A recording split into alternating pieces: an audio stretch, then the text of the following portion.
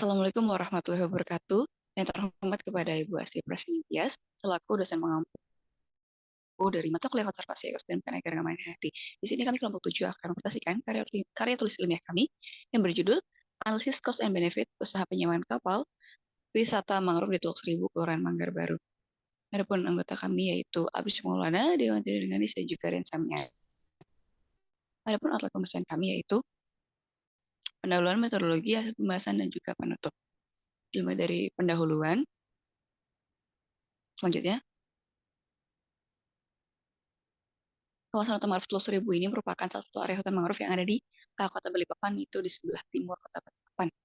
Hutan mangrove ini terletak pada sisi bantaran Sungai Manggar, dan uh, sebaran hutan mangrove ini menjadi daya tarik sendiri bagi warga kota Balikpapan.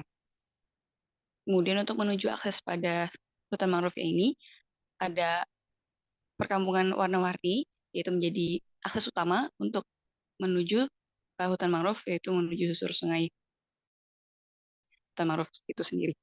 Kampung warna-warni ini sudah sempat viral pada tahun 2017 karena um, yang cukup ikonik ialah kampungnya yang memiliki warna tembok warna-warni, juga lukisan-lukisan mural yang ada di sana. Kemudian setelah adanya pandemi, antusias masyarakat ini cukup menurun. Oleh karena itu diperlukannya penelitian ini untuk meningkatkan antusias masyarakat agar kembali mengunjungi wisata Teluk Seribu dengan memanfaatkan wisata susurnai yang menjual keindahan mangrove Manggar. Dan tujuan dari penelitian ini adalah mengetahui nilai keuntungan wisata susur sungai dan memberikan rekomendasi tentang kebijakan untuk pengembangan wisata mangrove pada Teluk Seribu. Selanjutnya, selanjutnya,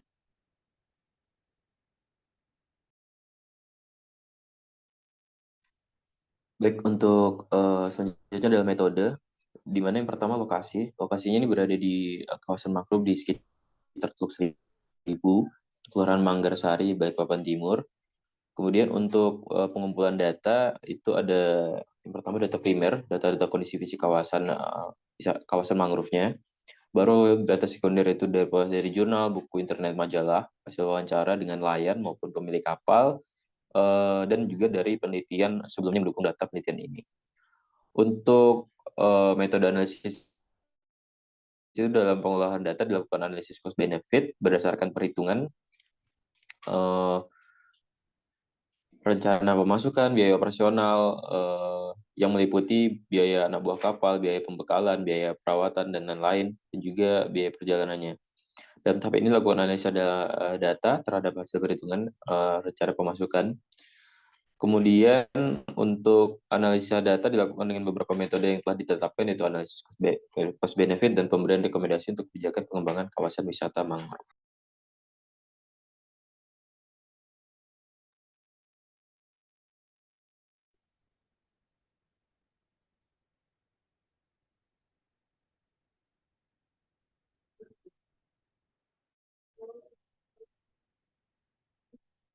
Baik, berikut merupakan peta lokasi dari penelitian kami. Selanjutnya masuk ke bagian hasil dan pembahasan.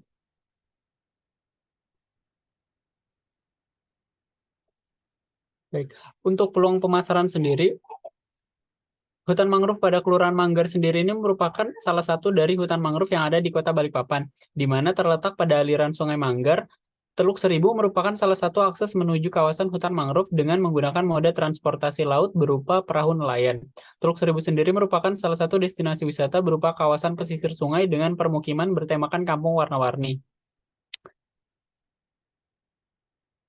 Ya. Selanjutnya merupakan analisis cost benefit wisata perahu susur sungai, di mana dalam perhitungan proyeksi laba, rugi, dan arus kas digunakan asumsi-asumsi sebagai berikut.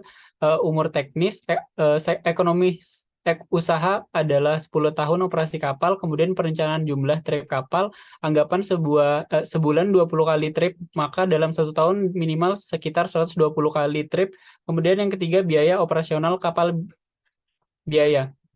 Di sini biaya operasional sendiri yang pertama ada bahan bakar, kemudian biaya minyak pelumas, biaya provisi, biaya lain-lain. Next.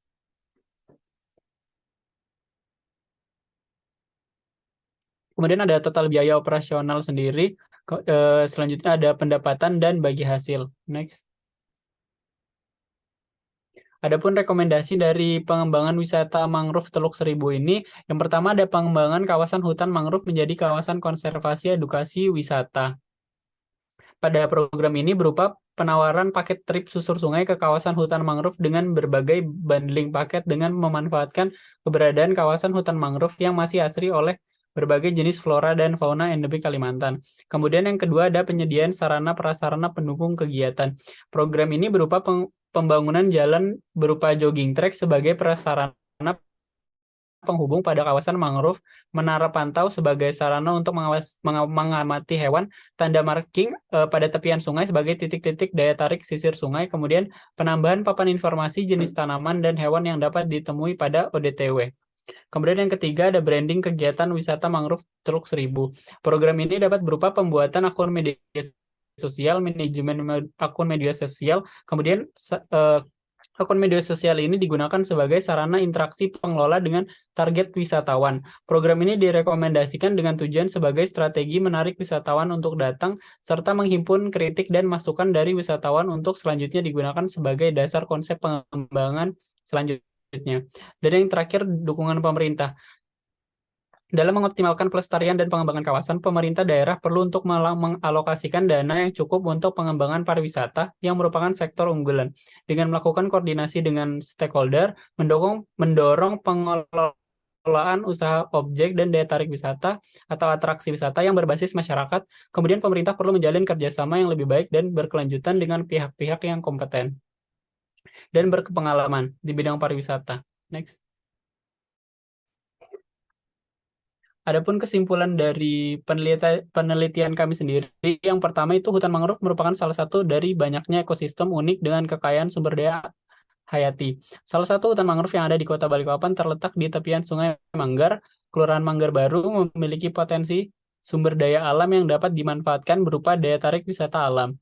Yang kedua, setelah dilakukan cost benefit pada ODTW Teluk Seribu dan kawasan mangrove susur Sungai Manggar, diketahui potensi keuntungan pemilik kapal ada 50% dari laba bersih yang diperoleh atau setengah dari bagi hasil.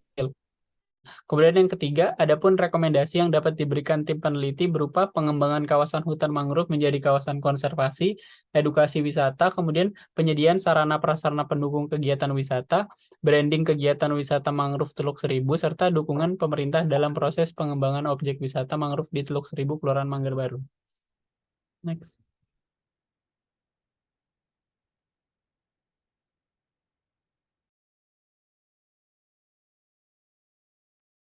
Sekian dari kami, kurang lebihnya kan. Assalamualaikum warahmatullahi wabarakatuh. Terima kasih.